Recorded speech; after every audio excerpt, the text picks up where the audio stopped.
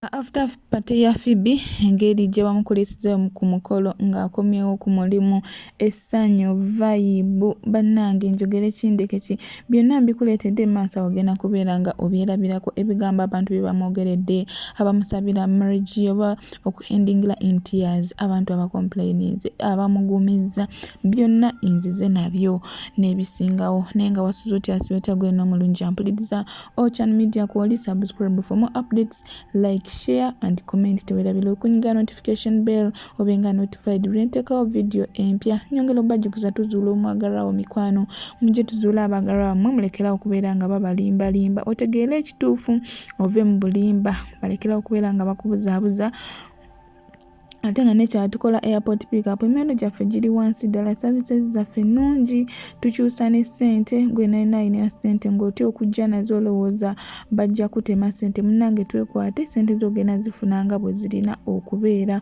ate nga nekyatukola surprise ne delivery bannange Mother's Day etuuse mukole orders ng'obudde tebunaggwaayo ng'obudde bukyali mujje tusurprisinge bammami oyagala mukolera shopping oyagala mugwaki oyagala mukolera bimuli bya ssente mikwano mutwekwate tukolebere bammami surprise lunaku lw'aba maama si kyangu nnyo okubeera maama okuza omwana n'omugjamu ate nga n'ekirala nyongera okujjukiza nti tusiba ebimuli bya ssente tusiba ebirawo by'oku mikolo n'ebirala bingi nnyo tukuguliza n'ebintu deliveringa wano ku Ochan Media enamba yaffe kweli ku screen katweyongereyo maaso tusobola ate okubeera nga tutandika ne bano abazze boogera ku mukolo gwa Phoebe we gwatambudde obulungi n'obubi ate tusimbyeyo pati ogenda kubeera nga obiraba byanyumye ssanyu jerere vibe eri high bamucelebratinze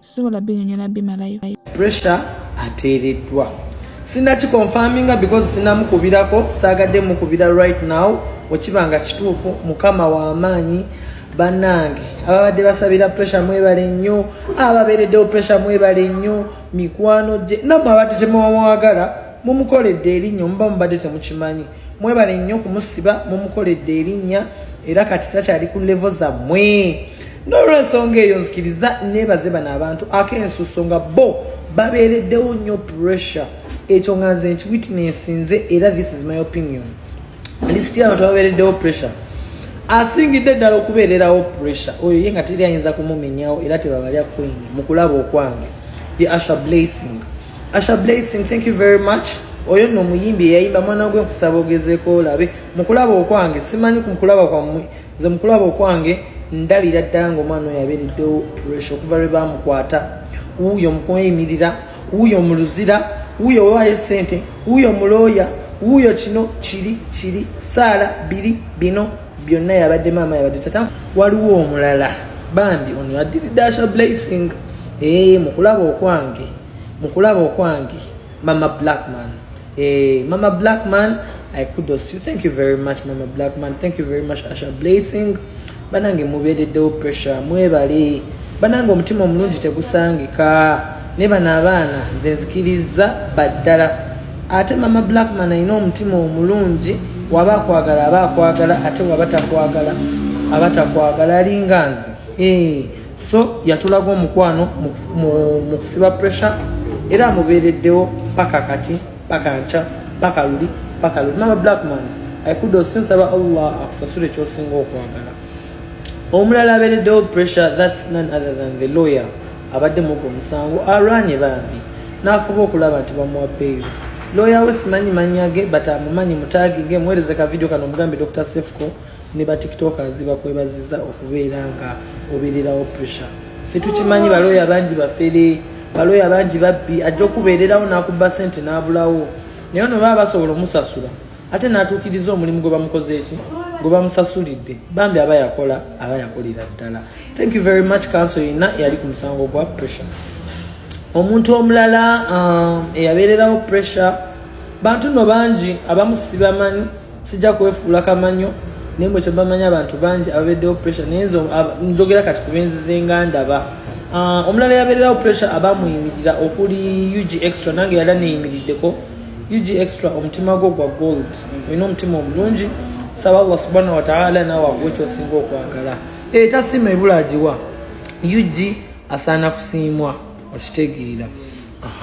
Omuntu omulala nange mbeereddewo pressure bannange omulina nebyemutamanyi nti nze bankwatirako ne ku kooti awo bankwata sijja babulira songa lwaki bankwata, but I've been there for him. Omutima mulungi era nange muneebaze nenga okusinga Katonda yasiima sakikola nga njagala muneebaze wabula nakikola n'omutima gwange kuba ate n'embeera eyo nali gye baddemu. So n'abalala nammwe ba tiktokers mukoze omulimu gw'amaanyi okupostinga ne mugamba free pressure kyatukako ekiseera ne mugamba dokita nga tokyapostinga pressure. Nze natuuka n'imposing okupostinga pressure lwa nsonga omusango we guba mu kooti by law it's contempt of court okudiscussinga ku matter eri tabled in court. By law it's contempt of court era it's penaltable. Basobola okukuba penalty ey'okubeera nga bakusiba emyezi 6 oba okubeera ng'osasula ssente emitwalo giri awo mu sente ziri awo. I'm not certain zisuka kakadde.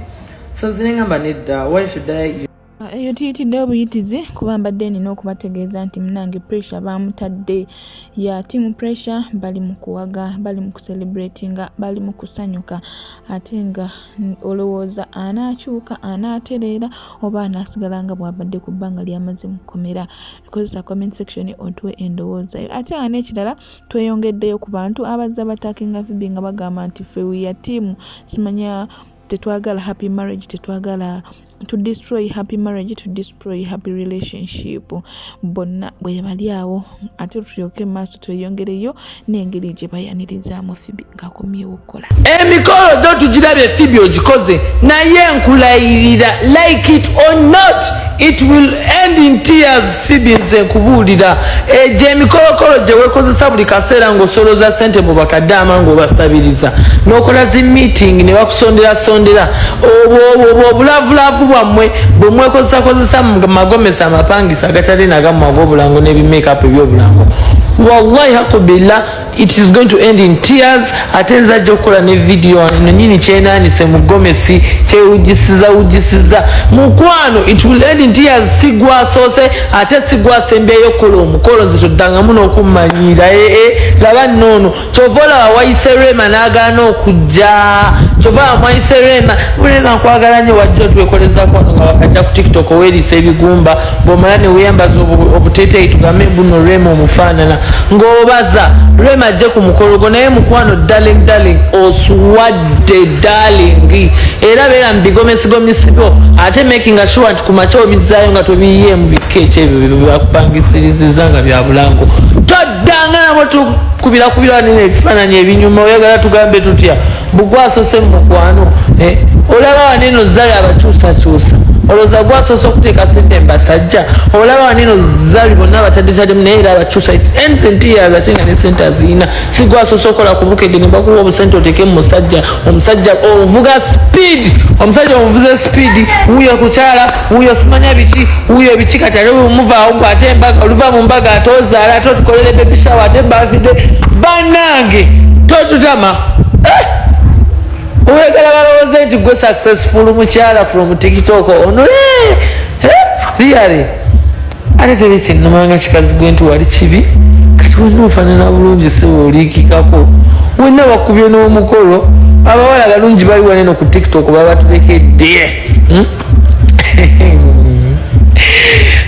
tebifaanana biina naye bannaye olaba ne Phoebe abagulujja bannaye baanamwe kyokka walayi tuve mu byokusaaga olaba Phoebe eyalyanga ebikalakampa by'omu nnyindo wano ku TikTok n'alya ebigumba n'afuwafuwa nekuba bipawuda mu nkwawa olaba bamujja ku lujja bannange safuka wekuba mu mitima emirundi ezatogambe ojja kukakana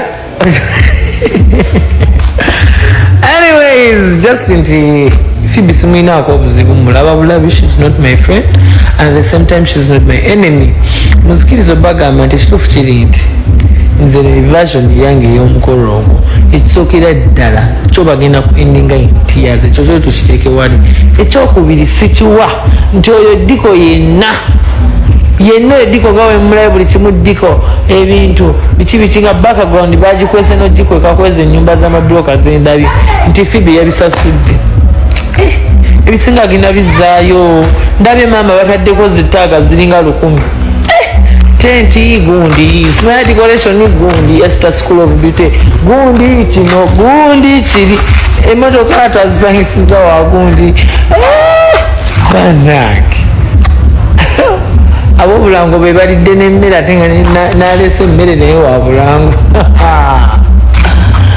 tukubenye obulango banaki kale sebo omukolo gunyumanyu kyekolera emikono gyakyo ekubukedde TV ndabye bata abaddewo yadde bemayaganya okujja naye era sebo kifunira abayimbi aboobwerera abadde tebalina byakukola leero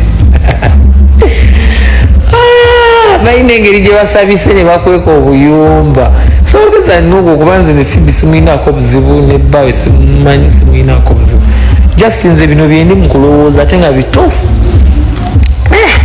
bannange ndabe bagamba banne TikTok agundi nga temwamumise TikTok agundi mukwano twongera okubajjukiza ffe tulina ebyokukola tuli eno mu senta tulanga amataka tuli eno wa buli kimu tukikola naye ngaekituufu kiri nti bambi yadde bisondere yadde si bisondere yadde bya bulango si bulango mazima kasigaye nti ekyana bakijja ku lujja gw'omukolo bagukoze omanyaka amazima go gabeewo bakitutte oba kiseerera obanga kikunubba oba ku mabanja kama mbaya ni mbaya bakitutte banawo nga ngamba bino byaddala wabeera photoshoot iba naye anabalabisa ku mbaga ndoza leero bakuleeta speaker apartments ne speakirizo oti balange balyoke batuule ku ndogoyi batutumya obulamu mwe naffe twaliwo tutyo nga n'emikolo tunatera ogikola nga ne ba service provider we bali ku bwereere naye mukwano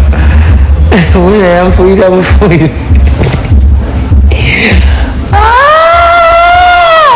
abananga abantu banyiivu abantu babadde tebasuubira Fibi kufumbirwa ssaawa zino nti abeera atya nga ye blessed Kadaama ye yekka era ye Kadaama yekka abeera successful ye Kadaama yekka gwe bawasa emikolo eminene ye Kadaama yekka afunye omulimu ku bukedde bingi abantu bazze babyogera nga bingi era we bamupropose nga abantu bangi bayogera nti oyo omusajja mulungi nnyo ku Fibi tagenda kubeera nga amuwasa n'ebirala bingi nnyo twongera okwebaza omwami wa Fibi Nzora okugumira ebigambo byonna abantu byeboogedde negativities yenena gwe boogedde ku Fibi kuba abantu bazze bamwogerera ebbanga lyonna nga kizibu omwogerako ekirungi bamwogerako bubi bamuvumya obubi bingi ebyogeddwa njagala obeera ate nga neera weeyongera okwerabirako ku bigambo ebyogerwa olw'emikolo nkugambye Fibi n'Enzora tebajja kuwangaala ekyo kijja kunse mbuza lwaki tulakalira malo kuwa ensonga lwaki tebajja kuwangaala ate nze nabirabirawo dda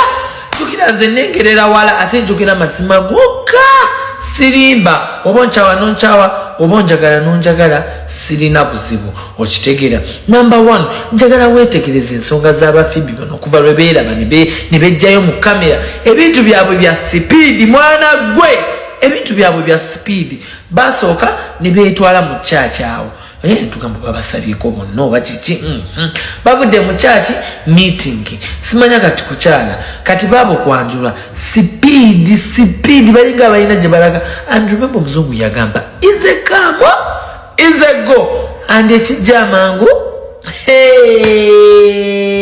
mama omukazi avuze sipiidi omusajja ate nyongera okujjukiza Fibi si ye yayanjudde oli omulenzi Nzora ye yayanjudde Fibi lwansonga Nzora bawasa muwase ogwo omukolo tekuliko yadde ekikumi kya Nzora ne Fibi yennyini olaba naye yennyini alinga ayinaayinamu obusente bwajja ku TV gyakolerako era olaba bwakubaatisa bubaatisa okitegeera olaba nti tenti byonna bamuwadde byabwerere service provider b'emmere babwerere omuyimbi wa bwerere yazze ba TikTok tebabawadde yadde transport yadde facilitation oh my god banange nze kino sikirabangako ng'ovaayo ntendera omukolo gwa Fibi Sebo nga mujja ne mu inbox yange ne mu comment section oli mulogo simanyanga ennugulu kubanga tebakuyise wait a minute obadde okimanyi nti n'emmere ennyini gye bafumbye tebyawoomye ebintu tebyawoomye bannange mmere teyawoomye emmere yabadde yakulwanira nga omanyi ebyobwerere we bibeera Ze wembera sigenze ku mukolo nsooka nenoonyereza olugambo olutuufu. Diko bangambye yabadde on point, awo yafunyewo credit. Make up on point, yafunyewo credit. Engoye za Glosity Salon bannange zabadde on point. Aba Glosity Salon bamukozeko bulungi nnyo make up ne bamuwa bulungi wigs ennungi. Aba Glosity bannange mwebale nnyo mwebale ddala mwakikoze awo wonna siimi. Naye ensonga z'emmere, emmere eswaza omukolo, emmere yekola omukolo bannange ekintu ekyo temukibuusa mu maaso. Ate naawe yagambye Musimaya nanyiza sisobola kunyiiga lwansonga ez'emmere ze bagabagaba ku mikolo. Nze neefumbira emmere etamanyina ya Serena, etamanyina ya Sheraton, nenjirya nembwebwena nenzikuta bulungi nnyo nga nnyonjo. Emmere y'okukwanjula gw'ogimanyi, emmere y'emikolo kwanjula Simaya ku kyalo ogimanyi.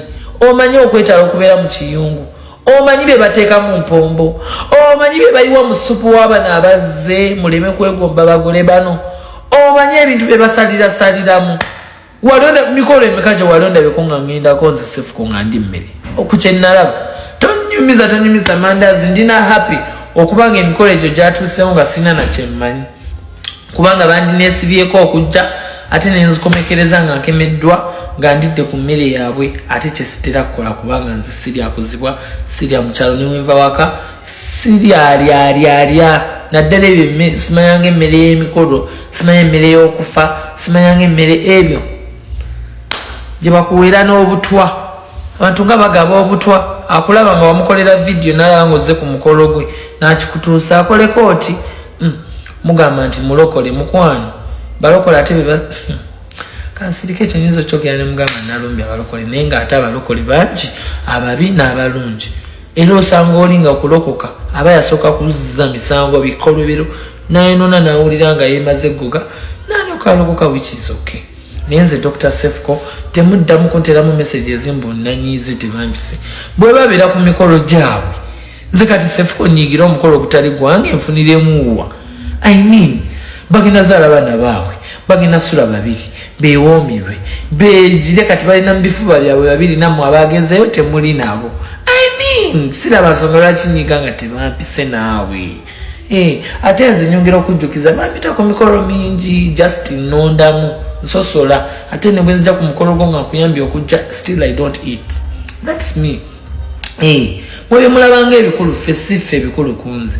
Kati nganze Dr. Sefuko wompita ku mukolo gwo, you make sure that you have my facilitation, you have my transport because I'm not going to come by foot. You already know I drive myself. You have to make sure that you have my upkeep. Kubanga wembade se minimu jange, making sure you're going to compensate. Make sure that you have my little budget. You don't just call me for because you're going to call people who are going to eat your Namiro. If you're looking for people who are going to eat your food, better call Namiro. Nenga anyongera okubajjukiza nti embaga ya Phoebe azin wedding eriwo ngenda ku mwezi 11 omwezi guno ogwokutaano olunaku lugenda kuba lwa Saturday week ey'okubiri. Bagenda kubagatira wali eri Makerere mu kikoni ya nenga abogezi bo bakyatokomoka omugambo nti nga Phoebe bwali nti yeyewasiza omusajja sente ze yakola mu akadama sente zakola ku Bukedde TV yeyewasiriza omusajja bichi bla bla bla n'ebirala bingi nnyo era nga bogenda okubeera nga obyewulirirako mu maaso awo. Abantu tebakoma kwogera omukolo buli kimu kyadde on point naye abantu basigala bagamba kyabadde kyebolamu mazima ddala abantu mu nsi muno baagala ki. Ate n'ekirala omukolo gwammwe tegwannyumidde n'abayimbi badde babulamu vibe. Kati ate wekijja kugwe ku simayiro yo bannange, simayiro yo yabadde ebulamu confidence ate wabadde nga atakikkiriza. Jjukira ebintu ebyo its content. Nze nga content creator nsobola okukitegeera muli mbimanyi kubanga si gwasosokola omukolo gwa content waliwo n'omuwala gwe nali wano naye juzi naye yagukolako. So mmanyi kyekitegeeza naye oba mutudde mu content oyo ne mufuna ba service provider nga baweerere. Next make sure that you perfect your acting. Okitegeera pretend sanyuka kabako nyizirako zirika kozi wagamba you don't know how to pretend gwe tojja kudduka tojja kwekaabya. Anyhow ekituufu kiri nti tewakijjeyo obulungi ng'omugole ekyayongedde okulambika nti that's content. Ekirala kye nalabye ku mukolo Gomez bakuwadde nga zibulamu zakuzimbagatanyeko wano waggulu nnyonnyo zakuberedde uncomfortable. They had very good fabric, very good material, but zakulemye okukozesa kyabadde kibulamu. Olabika teweegezaamu Glossitown yasuddemu step teyakugezaamu. Ekirala kye nalabye Guy teyabadde musanyufu. I really do not know oba mwabadde mujja ku mukolo tewamumenyedde ku keeki kulyako oba tewamuwaddeko oba simanyi. I really do not know what really happened. Naye weefuza omukolo omuyinza olowooza weeyanjula okitegeera oli yabadde akwanjula oba gwemu yabadde akwanjula kuba gwamuwasa. Next time make sure nti omukolo byawukanako mu TikTok videos bino byosmiling. Be happy. Kisuse, it will never happen. Bosi ngomanyi ogenda kukola bino byaba Rebecca Jingo baani kuleeta ono kuleeta oli noba kimanyi togenda kubba mwana w'abandi ye omubba yataddemu mumekako gw'omukolo. Musajja watu basika busisi kutu nti mwagala baana beeru kyokka bannaye nambwere walala nze omukolo tegwannyumidde. I really did not enjoy the mukolo nga bwe nabadde nsuubira. Olaba mwayise Rema n'amakula n'atajja banange yabaswazizza. Nze nagamba Phoebe nagamba weesibako oyo omukazi Rema sikwogera bubi naye Rema alabisa. Rema omuntu gwategeerako yekka bali abatundooza nga babiri. Ategeera nnyo bbaawe Sebunya, ategeera nnyo n'oyo Namulondo. Kale ate wasinga bikwata ku Eve ekyo Namulondo kyandikututte okitegeera. Naye nga bannange fe omukolo fenga nze kale sijja kwogerera balala saanyumiddwa mukolo kubanga gwabadde gubulako abayimbi gwabadde gubulako vibe abakuwerekedde bannange ate bo basiibuse empisa ne bakamala. Wali kana kabadde kakuliraanya kalambadde kawigi ne kakakwatirano obedda ketega omusajja kakemolere ku musajja bannange ba TikToka simanyi bamutemuli kwamu mize gyakwetega baba bannammwe n'abakazi b'abannammwe. Bannange omwana obedda yeetega kayemole nga bwasonga bwati mu musajja nengamba kiki kino if kwetega was a person and that person doesn't know English okitegeera. Bannange Micho oba ye Michi oba yeki ne bawalemera ewanyoko bannange yadde mama wo walemerawo we naye kibulamu. It's really lacking. Anyhow, abanyumirwa ebikolokolo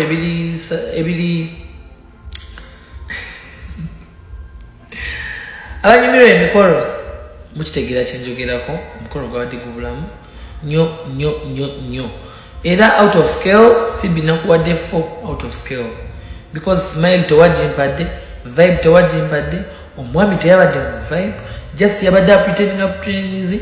Abakulu be beefuza omukolo bannange nkomawo mu party 2 nsooke netegereza ebintu ebirala bisasobodde kulaba. So bannange katweyongere bwe tunaabeera ku banugubba nti tetugenda kuvaawo tulabe mwana muwala engeri gye bamucelebratinzeemu nga akomyewo ku mulimu. Bangi badde beebuuza nti saati zino yandibadde mu honeymoon, yandibadde mu kisenge biki, naye awummudde mu lunaku lumu lwa Sande ku Mande n'akomawo ku mulimu. Biki mwana muwala bamwanirizza n'essanyu ne bamukongratulatinga ne bamukulisa emikolo. Beera ate nga weerabirako.